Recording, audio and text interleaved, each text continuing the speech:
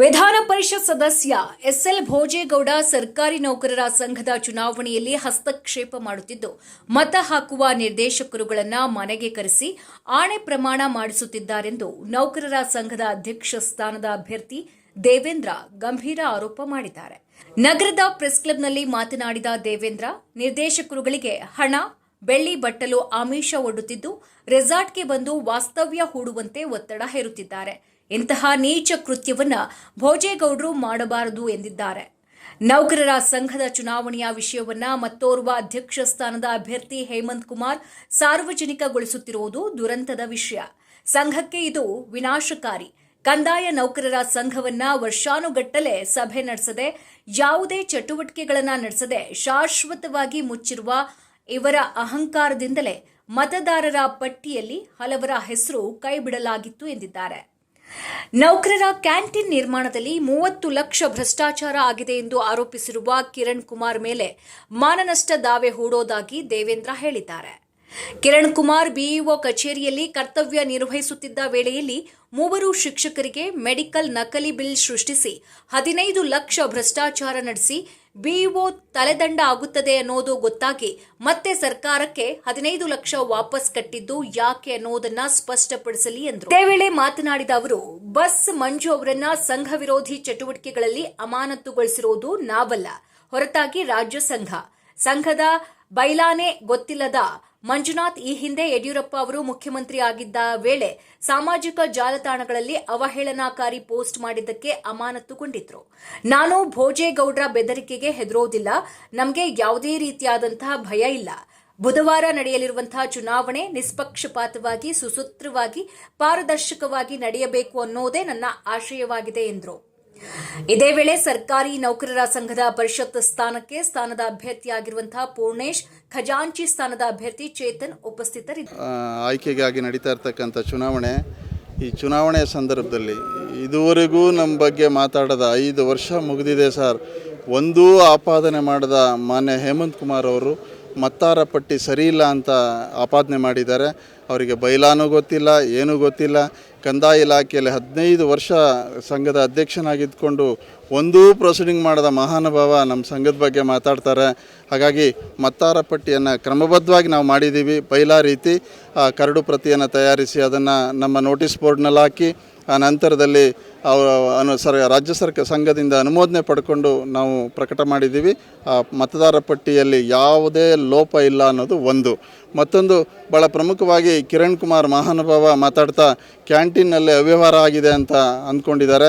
ಅವರಿಗೆ ನೈತಿಕತೆ ಇದ್ದರೆ 15 ಲಕ್ಷ ರೂಪಾಯಿಗಳನ್ನು 3 ನೌಕರರ ಶಿಕ್ಷಕರ ಖಾತೆಗೆ ಹಾಕಿಸಿ ವಾಪಸ್ ಕಟ್ಟಿದ್ದು ಹೇಗೆ, ಯಾಕೆ ಅಂತ ನಾಳೆ ಮಾಧ್ಯಮದ ಮುಂದೆ ಹೇಳಿ. ಅದು ದೊಡ್ಡ ಪ್ರಕರಣ, ತಲೆದಂಡ ಆಗುತ್ತೆ ಅನ್ನೋ ಕಾರಣಕ್ಕಾಗಿ ಅವರು ವಾಪಸ್ ಕಟ್ಟಿಸಿರ್ತಕ್ಕಂಥದ್ದು ವ್ಯವಸ್ಥೆಯ ಲೋಪ ಅಂತ ಅಂದ್ಕೊಂಡಿದ್ದೇನೆ. ಮತ್ತೊಂದು ಭಾಳ ಗಂಭೀರವಾಗಿರ್ತಕ್ಕಂಥ ವಿಷಯವನ್ನು ಪ್ರಸ್ತಾಪ ಮಾಡ್ತಾರೆ. ಚುನಾವಣೆ ಅಕ್ರಮವಾಗ್ತಾ ಇದೆ ಅಂತ ಅವ್ರಿಗೆ ಗೊತ್ತಿರಬೇಕು. ರಿಟೈರ್ಡ್ AR ಆಗಿರ್ತಕ್ಕಂಥ ಬಸವರಾಜಪ್ಪನವ್ರನ್ನ ನಾವು ಚುನಾವಣಾಧಿಕಾರಿಗಳನ್ನಾಗಿ ನೇಮಿಸಿದ್ದೇ ಪಾರದರ್ಶಕವಾಗಿ ಮಾಡಲಿ ಅನ್ನೋ ಕಾರಣಕ್ಕಾಗಿ ಅವ್ರನ್ನ ನೇಮಿಸಿದ್ದೇವೆ. ಅತ್ಯಂತ ಪ್ರಾಮಾಣಿಕವಾಗಿ ನಮ್ಮ ಚುನಾವಣೆಯನ್ನು ನಡೆಸ್ತಾ ಇದ್ದಾರೆ. ಎಲ್ಲಕ್ಕಿಂತ ಹೆಚ್ಚಾಗಿ ಈ ಚುನಾವಣೆಯಲ್ಲಿ ರಾಜಕೀಯ ಹಸ್ತಕ್ಷೇಪ ಆಗಿದೆ ಸರ್. ಭೋಜೇಗೌಡರಿಗೂ ನಮ್ಮ ಸಂಘಕ್ಕೂ ಏನು ಸಂಬಂಧ ಇದೆ? 7 ವರ್ಷ ಅವರು 7.5 ವರ್ಷಗಳ ಕಾಲ ವಿಧಾನ ಪರಿಷತ್ ಸದಸ್ಯರಾಗಿ ಕೆಲಸ ಮಾಡ್ತಿದ್ದಾರೆ. ನಮ್ಮ ಜಿಲ್ಲಾ ಸರ್ಕಾರಿ ನೌಕರರ ಸಂಘದ ಸಮುದಾಯ ಭವನಕ್ಕೆ ಒಂದು ನಯಾ ಪೈಸವನ್ನು ಕೂಡ ಕೊಟ್ಟಿಲ್ಲ ಸರ್. ಆದರೆ ಇತ್ತೀಚೆಗೆ ಅಧಿಕಾರಕ್ಕೆ ಬಂದಿರತಕ್ಕಂಥ ತಮ್ಮಯ್ಯಣ್ಣವರು 10 ಲಕ್ಷ ಕೊಟ್ಟಿದ್ದಾರೆ. ಹಿಂದಿನ MLA ಆಗಿದ್ದಂಥ ರವಿಯಣ್ಣವರು ಕೂಡ ನಮ್ಮ ಹಳೆಯ ಕಟ್ಟಡಕ್ಕೆ ಅನುದಾನವನ್ನು ಕೊಡ್ತಾರೆ. 7 ವರ್ಷ ಇಲ್ಲಿ ಶಿಕ್ಷಕರ ಪ್ರತಿನಿಧಿ ಆಗಿರ್ತಕ್ಕಂಥ ಮಾನ್ಯ ಭೋಜೇಗೌಡರವರು ಒಂದು ನಯಾ ಪೈಸಾ ಕೊಡೋದಿಲ್ಲ. ಎಲ್ಲಿ ಸಂಘದ ಬಗ್ಗೆ ಯಾಕೆ ಅವ್ರಿಗೆ ಆಸಕ್ತಿ? 2 ಕೋಟಿ ಕೊಡಲಿ, ಅದು ಮುಂದಿನ ಅವರಿಗೆ ಎಲ್ಲರೂ ಬೆಂಬಲಿಸ್ತಾರೆ. ಆದರೆ ಒಂದು ನಯಾ ಪೈಸವನ್ನೂ ಕೊಡದ ಭೋಜೇಗೌಡರು ಸಂಘದ ಬಗ್ಗೆ ಹಸ್ತಕ್ಷೇಪ ಮಾಡಿ ನಮ್ಮ ನಿರ್ದೇಶಕ ಬಂಧುಗಳನ್ನು ಮನೆಗೆ ಕರೆಸಿ, ಕರ್ತವ್ಯದ ಅವಧಿಯಲ್ಲಿ ಸರ್ ಬೇಸರ ಆಗುತ್ತೆ, ಮಹಿಳಾ ನಿರ್ದೇಶಕರನ್ನು ಕೂಡ ಮನೆಗೆ ಕರೆಸಿ ಆ ರೆಸಾರ್ಟಿಗೆ ಬನ್ನಿ, ವಾಸ್ತವ್ಯ ಹೂಡಿ ಅಂತಕ್ಕಂಥದ್ದು, ಆಣೆ ಪ್ರಮಾಣ ಮಾಡ್ತಕ್ಕಂಥದ್ದು. ನೀವು ಹಾಗೆ ಹೇಮಂತ್ ಅವ್ರನ್ನ ಪ್ರಶ್ನೆ ಮಾಡಬೇಕು. ಅವರು ಎಲ್ಲಿರ್ತಾರೆ? ಜಿಲ್ಲಾಧಿಕಾರಿಗಳ ಕಚೇರಿಯಲ್ಲಿಲ್ಲ, ರಜಾ ಹಾಕಿ ಮನೇಲಿ ಇರಬೇಕು, ಇನ್ನೆಲ್ಲ ಕೆಲಸ ಇರಬೇಕು, ಅಥವಾ ಇಲಾಖಾ ನಿರ್ದೇಶಕರ ಜೊತೆಗೆ ಹೋಗಿ ಕ್ಯಾನ್ವಸ್ ಮಾಡಬೇಕು. ಆದರೆ ಬೆಳಿಗ್ಗೆಯಿಂದ ಸಂಜೆವರೆಗೆ ಭೋಜೇಗೌಡರ ಮನೆ ಮುಂದೆನೇ ಚುನಾವಣಾಧಿಕಾರಿ ಕಚೇರಿ ಮಾಡಿಕೊಂಡು ಅಲ್ಲಿಯೇ ಇರ್ತಕ್ಕಂಥದ್ದು ಎಷ್ಟರ ಮಟ್ಟಿಗೆ ಇದು ನ್ಯಾಯ? ಇಂಥ ಹೇಮಂತ್ ಕುಮಾರ್ ಏನಾದರೂ ಜಿಲ್ಲಾ ಸಂಘದ ಅಧ್ಯಕ್ಷರು ಆಗೋದಿಲ್ಲ. ಒಂದು ವೇಳೆ ಆದರೆ ಕಂದಾಯ ನೌಕರರ ಸಂಘ ಹೇಗಾಗಿದೆಯೋ ಹಾಗೆ ಬಾಗಿಲು ಮುಚ್ಚಿಸ್ತಾರೆ. ಅದೊಂದು ದುರಂತ ಅಂತ ನಾವಾರು ಭಾವಿಸ್ತೇವೆ. ನಾನು ಈ ಸಂದರ್ಭದಲ್ಲಿ ಇಡೀ ಜಿಲ್ಲೆಯ ನೌಕರರಿಗೆ ಮತ್ತು ಆ ನೌಕರರಿಂದ ಆಯ್ಕೆಯಾಗಿರ್ತಕ್ಕಂಥ ನಿರ್ದೇಶಕ ಬಂಧುಗಳಲ್ಲಿ ವಿನಂತಿ ಮಾಡಿಕೊಳ್ಳೋದೇನೆಂದರೆ, ಹೇಮಂತ್ ಕುಮಾರ್ ಅಂತಹ ವ್ಯಕ್ತಿಯನ್ನು ದಯಮಾಡಿ ಆಯ್ಕೆ ಮಾಡಬೇಡಿ. ಅವರು ಖಾಸಗಿಯವರಿಗೆ ಸಂಘವನ್ನು ಅಡ ಇಡ್ತಾರೆ. ಈಗಾಗಲೇ ಇಟ್ಟಿದ್ದಾರೆ. 15 ದಿವಸದಿಂದ ಭೋಜೇಗೌಡರ ಮನೆಗೆ ಸಂಘವನ್ನು ಅಡ ಇಟ್ಟಿದ್ದಾರೆ.